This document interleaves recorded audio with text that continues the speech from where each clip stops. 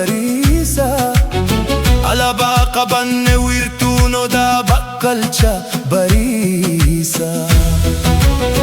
Irraaf jalli diimtuu jidduun magariisa. Siif jirra seenaa kee diigan barreessa barsiisa.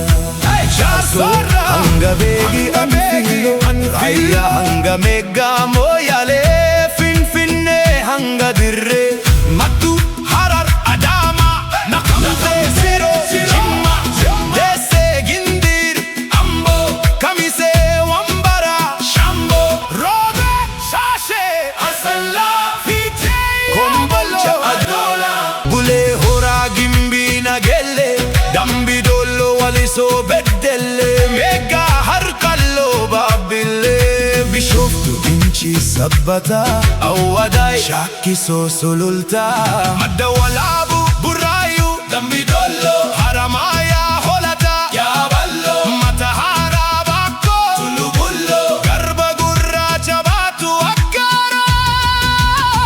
akkaaroo mata haaraa hirna gooruu finkaa Nageellee Arsii Sandaafaa Ejeree Makkii Haafoo Gorii Mandii Najjoo Mi'eessoo Bokkojjii Dodolaa Galamsoo himeenin fiksu fulaa kufaan buurana bareentumaan dhiqxaa guddaan ilmaan kee hundi kutannoon sosso'an nu biyyi kenna Oromiyaa je'an yaa biyya dhaloota koo eenyummaa koo qilleensi kee soora qaamaa irraa fi jalli kee kennaa uumamaa baddaa gammoojjiin hormaata milkeessa maqaan kee mi'aayaa qalbii fayyisa. Oromiyaa biyya Oromoo onnee kenna keessa kee mootummaan birmaadummaan kee mirkana bilisummaa keeni duufaniifa.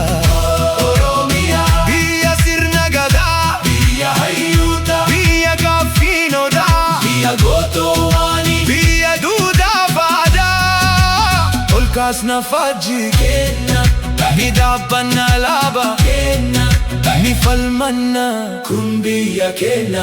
Afaan Oromoo dubbannaa biyya teenya Oromiyaa qabna eenyummaa kenna gabbisnaa nuti tokko hiree takka qabna tokkummaan kenna nuuf humna gadaa kennan saba taane dhaabbanna irreechi kenna mallattoo ifaa nagaa kabaja ulfina waaqa lafaa tokkummaan yoo dhaabbannu ni dhugoomti bilisummaan hawwinoo yaa biyya dhaloota koo burqaa eenyummaa koo qilleensi kee soora qaamaa irraa fi jalli kee kennaa uumamaa baddaa gammoojjiin hormaata milkeessa maqaan kee mi'aayaa qalbii fayyisa. Oromiyaa biyya Oromoo falma qabsaa'otaani kee walabummaa birmaadummaan kee mirkana bilisummaan guyyaan keeni duufaniifa.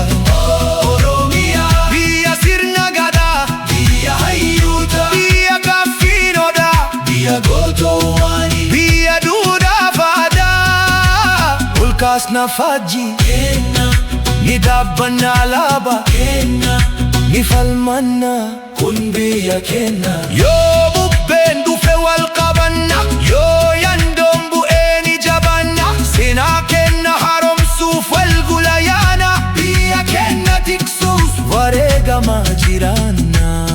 Oromiyaa biyya Oromoo saba kabajni kenna namummaa qaba Oromummaa qaba hundee Afrikummaa hambaa ilmee namaa ni falmanna ijibbaata biyya ofii abbaat falmata hanga dukkanni bari'utti akka sagaleen kenna dhaga'amutti hanga kaayyoo galma gahutti. Oromiyaa biyya Oromoo onnee kenna keessa kee mootummaa birmaadummaan kee mirkana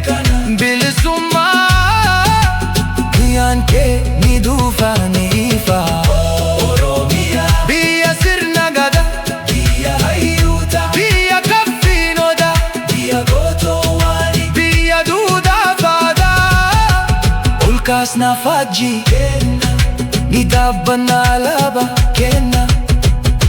Oromiyaa, Oromiyaa, biyya Oromoo, biyya koo. Oromiyaa, sabni ni falmata, obsoon bilisoomta. Faajjii kee, alaabaa kee, addunyaatti agarsiifta. Ni birmatu